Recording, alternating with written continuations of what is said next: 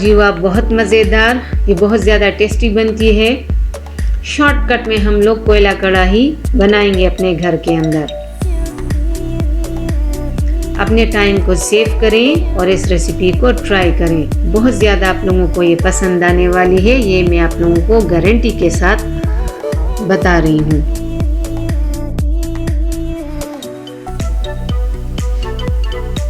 बिस्मिल्लाहिर्रहमानिर्रहीम and welcome to my channel. आज मैं आप लोगों के साथ बीफ कोयला कढ़ाई उसकी रेसिपी शेयर करने जा रही हूँ। ये बहुत ही ज़्यादा मज़े की बनती है। आप लोग इसको ट्राई करेंगे तो आपको भी बहुत ज़्यादा खुशी होगी।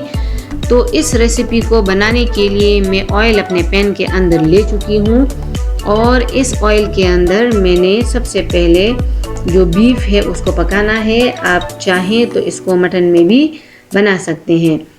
इसके लिए जो बीफ है वो मैं पहले से उबाल चुकी हूँ। उबालना जो है वो ज़रूरी है, आपको फिर वो जायका नहीं मिलेगा अगर इसको आपने कच्चे बीफ के साथ या मटन के साथ बनाना शुरू कर दिया।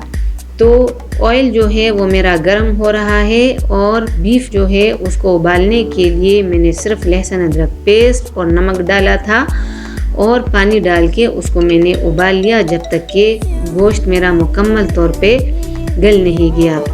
तो कोशिश करें कि यखनी उसको आप साथ ही सुखा दें तो ज़्यादा बेहतर है, और अगर थोड़ी सी रह भी जाती है तो फिर साथ साथ जब आप लोग भुनाई करेंगे तो उसी वक्त साथ साथ थोड़ी थोड़ी यखनी डालते जाएं ताकि जितने फ्लेवर्स हैं वो गोश्त के अंदर ही रह जाएं।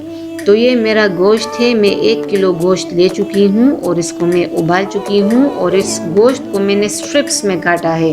तो ये भी कोशिश करें कि आप लोग इसको पतले पतले स्ट्रिप्स में काटें अगर आपको वही टेस्ट चाहिए जो कि एक्चुअल इस कढ़ाई का आना चाहिए। तो ये मैं बीफ जो है वो शामिल करने जा रही हूँ। ये मैंने डाल दिया, बिल्कुल तकरीबन ये बस गला हुआ ही है, हल्की सी कसर है। और इसके साथ ये एक बड़े साइज़ की प्याज है जिसको मैंने स्लाइसेस में कट किया है, तो ये भी मैंने इसके अंदर शामिल किया और उस वक्त तक मैं इसको पकाऊंगी जब तक कि ये प्याज मुकम्मल तौर पे इसमें घुल ना जाए।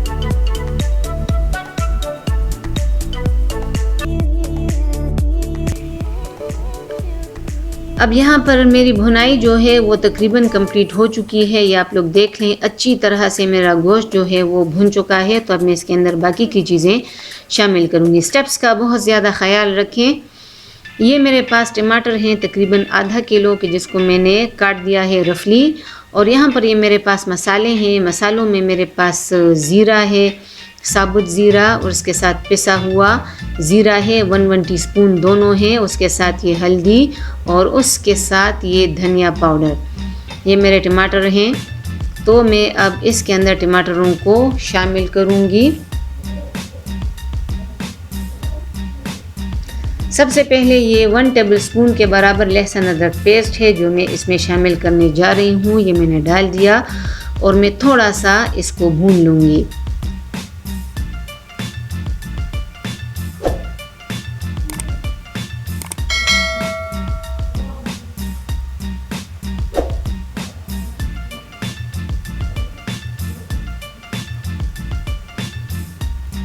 अब मैं इसमें शामिल करने जा रही हूँ, इसकी बुनाई जो है वो तकरीबन हो चुकी है। तो अब मैं इसमें शामिल करूँगी ये टमाटर, इसको मैंने काट के रखा था। लाल लाल टमाटर आपके होने चाहिए, तो इसको मैंने डाल दिया और मैं अच्छी तरह से इसको भून लूँगी इन टमाटरों के साथ। और इसके बाद मैं इसमें सारे के सारे मसाले जो हैं वो भी शामिल करूँगी ताकि मसाले भी अच्छी तरह से हमारे भुन जाएँ।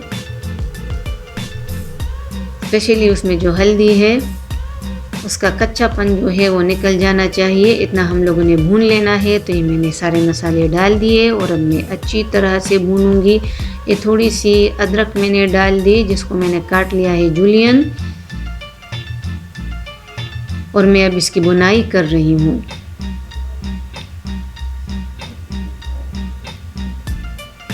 ये देखिए व्यूअर्स, तेल निकल चुका है इसका मतलब ये है कि सब कुछ अच्छी तरह से भुन चुका है। अब भुनाई के बाद मैं इसमें शामिल कर रही हूँ ये हरी मिर्चें। कुछ इसमें वो लाल वाली भी हैं जिसको मैंने काटा है, सीड्स इसके मैंने रिमूव किए हैं। और अभी हमने बहुत ज़्यादा नहीं पकाना। इसको कोयला कढ़ाई बनाने के लिए ये मैंने रोटी का एक टुकड़ा रख दिया और इसके ऊपर ये जलता हुआ कोयला मैं रख रही हूँ। और इस जलते हुए कोयले के ऊपर मैं थोड़ा सा तेल डालूँगी और इसको मैं ढक के छोड़ दूँगी तकरीबन 5 मिनट के लिए, ताकि कोयले का फ्लेवर अच्छी तरह से रच बस जाए हमारे गोश्त में। तो ये थोड़ा सा तेल मैंने डाल दिया और अब इसको मैं ढक दूँगी। उम्मीद है कि आप लोगों को ये रेसिपी पसंद आई होगी। पसंद आती है तो लाइक करें, शेयर करें, चैनल को सब्सक्राइब करें। मैं ये भी इसके अंदर अभी डाल दूंगी। ये हरी मिर्च है, ये मैंने ऊपर से डाल दिए और इसकी प्लेटिंग मैंने कर दी। उम्मीद है कि आप लोगों को ये रेसिपी बहुत ज़्यादा पसंद आएगी। वीडियो देखने के लिए बहुत बहुत शुक्रिया।